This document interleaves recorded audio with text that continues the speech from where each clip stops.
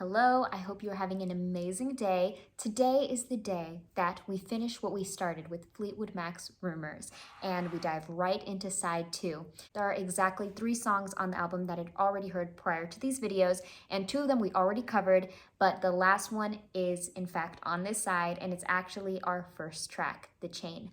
But don't worry, I'm gonna try to tackle this like a renaissance, like a rebirth.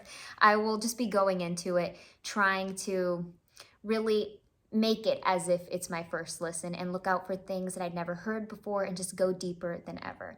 So I'm excited to hear what we find today.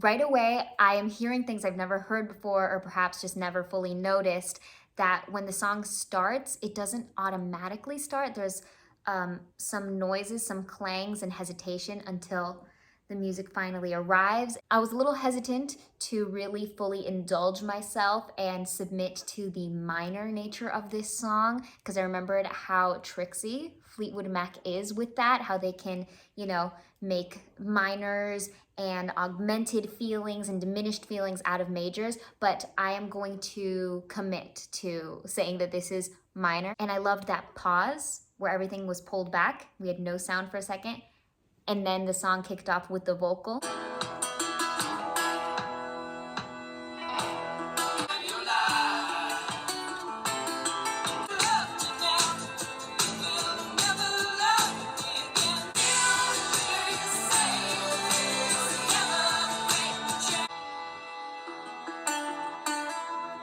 I never noticed how explosive that chorus is. First of all, with the inclusion of that tambourine, the percussion was thriving. That organ really stepped up. It really got louder. It made its presence known and bolder and greater, and just it went off spectacularly. And we had some amazing vocals and some amazing backing vocals, some oohs and ahs that were really cool. Just the way everything swirled together in that moment was delectable.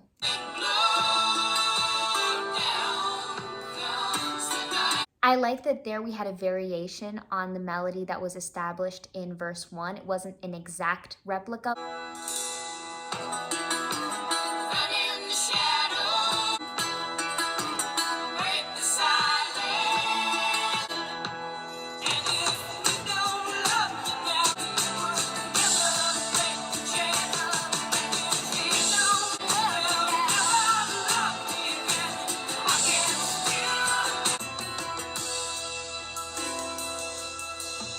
That chord change there is really cool. I have to play it back.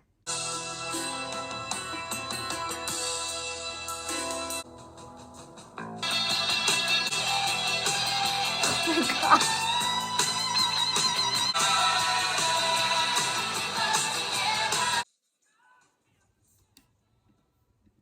Whoa. Maybe I have never heard this song before. Well, okay. No, I'm familiar with this tune, but I think maybe I never really sat down and listened to this song because that whole back section, that last part, completely unfamiliar to me. Starting from the moment where it feels like they're kind of pulling away from the sound with that this swirly moment that they use percussion to act as if the song is this tide that's being pulled in before the tsunami, and then that whole keep us together, super unfamiliar to me. And the way that we're led into that after that swirl percussion with the bass just kind of guiding the way and creating this beautiful moment, and then we have this astounding electric guitar solo that's one of my favorite guitar solos I've ever heard. I love this song in all new ways than I ever did before. I have a deeper appreciation for it, and this song is going to be my theme for fall 2023. Just The Chain. At number 2, we have You Make Loving Fun.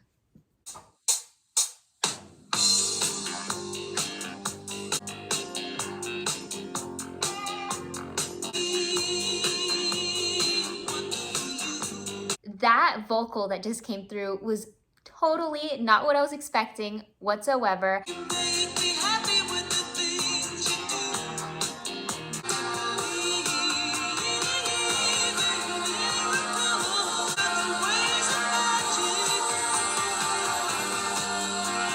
I thought that was so cool that when the word magic was sung in the instrumentation, they had this beautiful, ethereal sound shimmering through.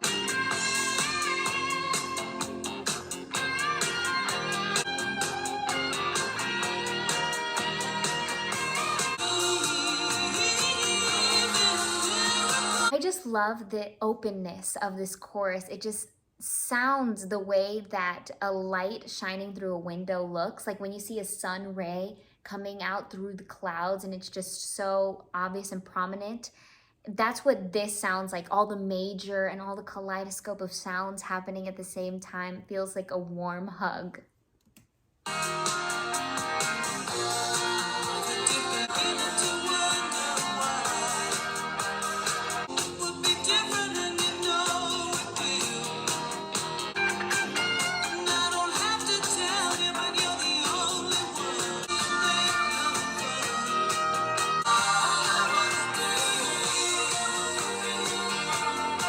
Spectacular. Fleetwood Mac makes loving music fun. And I feel like my soul very much needed this cheerful, happy, major, although there were some minor chords in there. There was a minor chord to kick off the song, so I thought we were headed in a totally different direction. But I needed this song because of all the mixed emotions that they give us. There's a lot of melancholy in there, there's a lot of nostalgia in a lot of the songs, and sadness, and sometimes spooky, eerie feelings. We just needed one that's lighthearted, you could just jam along to, dance along to, and enjoy yourself, and that's this song right here. I have a sneaking suspicion that this high, happy feeling that we're at is about to get flipped upside down, and that suspicion is supported by the title of the next song. I don't want to know. I just don't know how that could be steered in a positive direction or seen in a positive light, but I guess we'll leave it to Fleetwood Mac to tell us.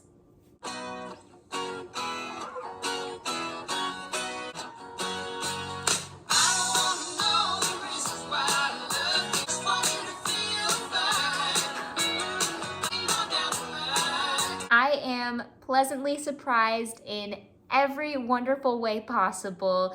What a beautiful, simple acoustic moment. Very different from everything that we've heard so far. Cheerful, it's upbeat, you know, has a little pacing on it, a little speed, and it's a good time. It's a really good time so far.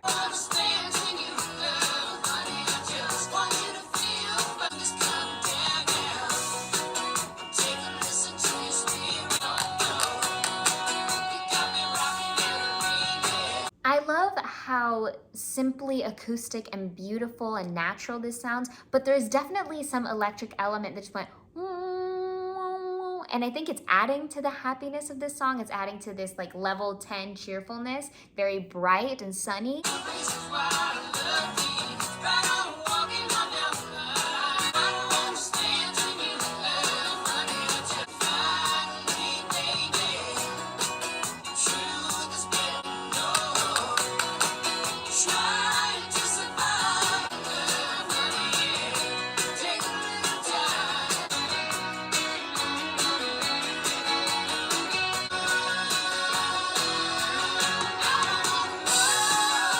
I especially love how the melody of the vocals went along with the instrumentation. Like, I love the marriage of how they sounded together. They kind of moved like waves parallel to one another and supported each other so well, and just a match made in heaven. Everything about this song just works. El número 4 de hoy se llama Oh Daddy.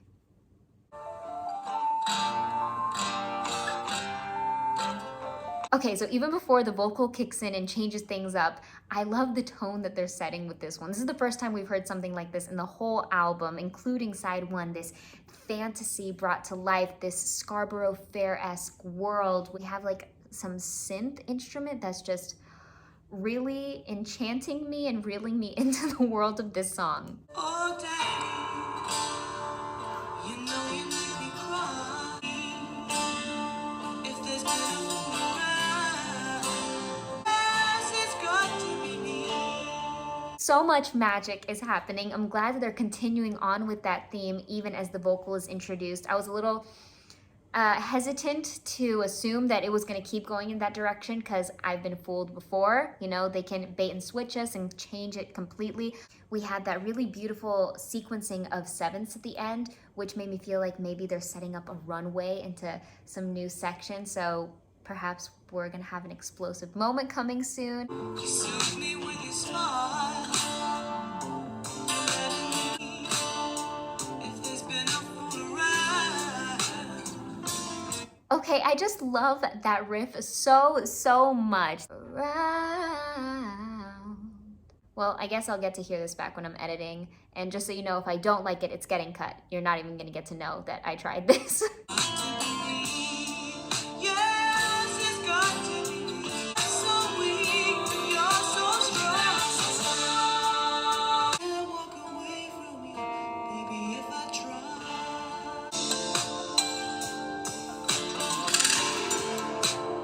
Everything you do is just alright. You soothe me with your smile. Wait, I have to play that back to see if I heard that right.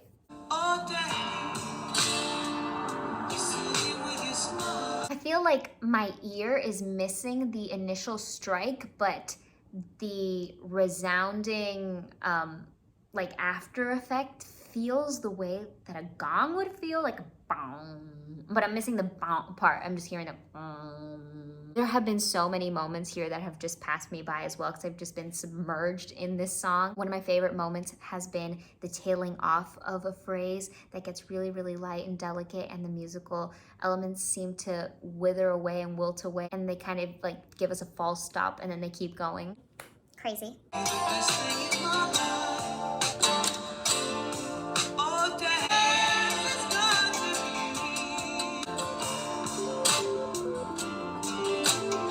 be. In that little moment there, things got a little bit more techno sounding than they had been the whole song. Kind of sounded like falling down pitches, or what it sounds like when you're playing a video game and your character dies. So many risks were taken in this song, and it just way paid off more than I would have ever imagined. Like, if you would have explained to me the nature of this song and how there was these beautiful elements, but you broke it down each one at a time, I would never assume that they would fly together, that everything together would create as beautiful and wonderful of a sound that this song did, and heck, even a beautiful world that we got to live in. I gotta admit, it's getting pretty difficult to try to pick a favorite off of this album. I don't know how someone could have a favorite, honestly. We've arrived at one of the saddest moments for me, the last song. This one is called Gold Dust Woman. Welcome, gold dust woman.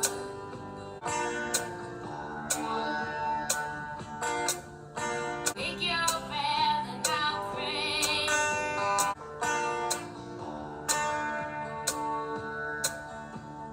Detecting a little Beatles-esque psychedelic nature infused into this song, which is also a first. I love how each song introduces something totally new that we haven't heard before, and how somehow they all go together seamlessly as a collective. I loved the intro to this one, how it was such a smooth yet drastic crescendo. And when it comes to drastic crescendos, they're never smooth, in my opinion. They're always very clunky and awkward, like it's just from a piano to a forte out of nowhere, from one note to the next, get it significantly louder, but it felt so smooth. And then now it's feeling a little loopy, a little trippy. That little shaky effect placed on her voice, I feel, furthers that narrative of this kind of psychedelic experience of a song.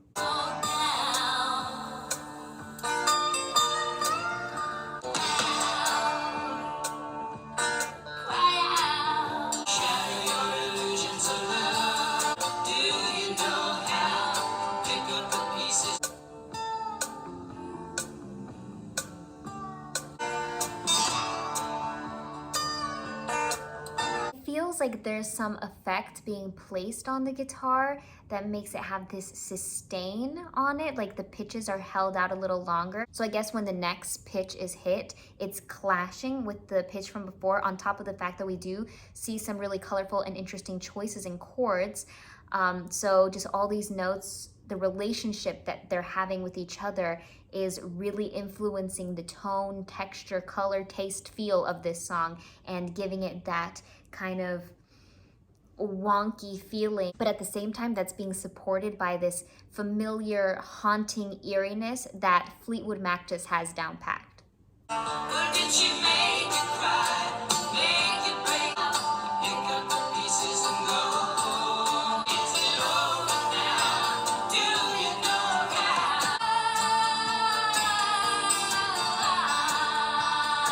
That was the perfect build for that epic moment right there where she topped it off with that belt.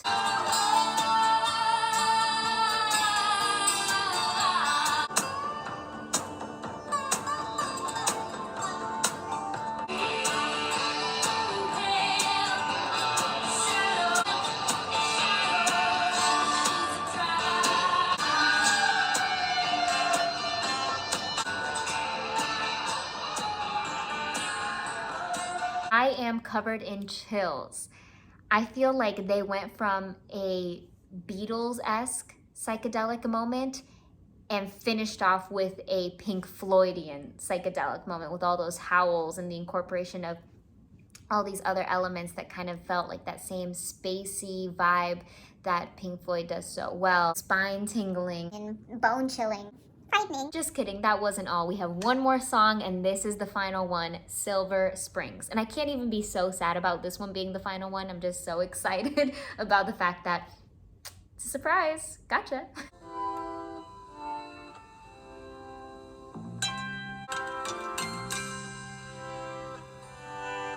You could be my silver spring. Now I see why so many of you told me not to skip on this song, and thank you. All I can do is thank you, because already it's so heavenly. I loved that intro, and I love the very hollow pitches that come in. They're so beautiful.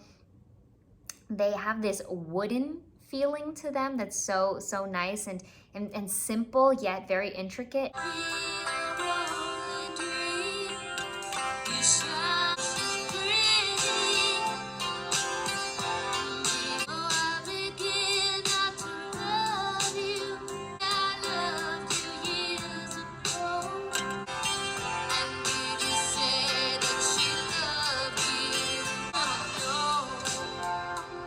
I love the contrast between the verses and that little hook section.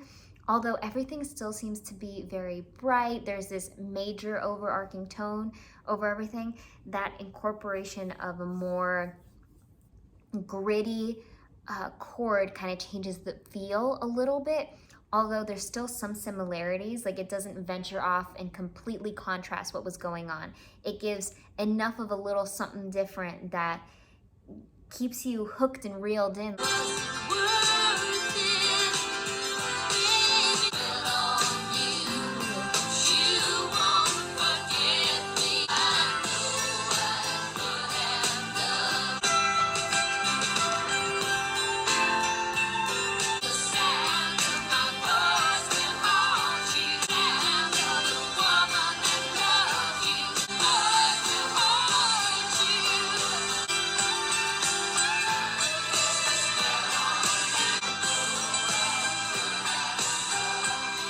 Oh my gosh. When that reprise of the bridge kicked in, I realized that the way it's being delivered felt like a build-up because it was sung in this chanting like tone. A little bit of monotony in there, but then that made that second time it came around so miraculous, because then we slipped right into almost with no obvious transition. The transition was just kind of hidden within, and we had a fiery, passionate, intense vocal cry that she had hidden for the entirety of this song. It was suppressed. This beautiful tone was domineering the song, and then she just let it go. She let it scream, she let it rip at the end, and it was just, something sensational. I'm so glad that we incorporated that into this listen because it did tie off this whole album like a bow. I am so glad that this album is now existing in my mind, that I've heard everything, and I will continue to listen to them for the rest of my life. These songs have changed me. Thank you guys so very much for sharing this moment with me and joining me on this crazy Fleetwood Mac Rumours roller coaster ride. This has been so crazy to listen to all this beautiful, beautiful music, and believe it or not, you guys make this experience all the better, so I'm truly grateful. And an enormous, gigantic, never before seen thank you to our incredible Super Thanks heroes. Thank you guys from the bottom of my heart. Thank you to Richard Olsen, Sweetish Jeff, Ed Myers, and Rob K. Love you guys so very much and appreciate you for all that you do. You guys are the sunlight in these videos and the reason that they're possible. So here's a little something for you.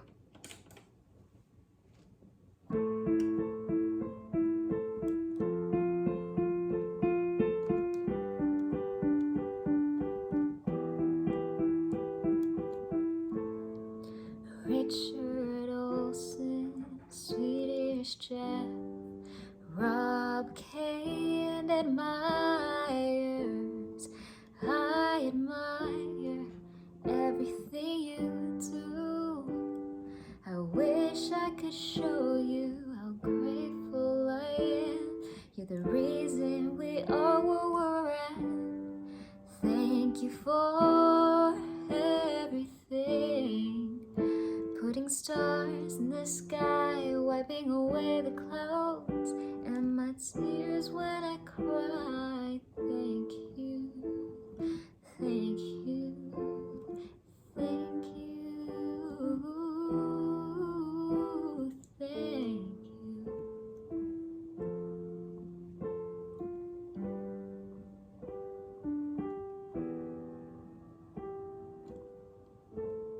Until next time, remember to drink water and take it easy.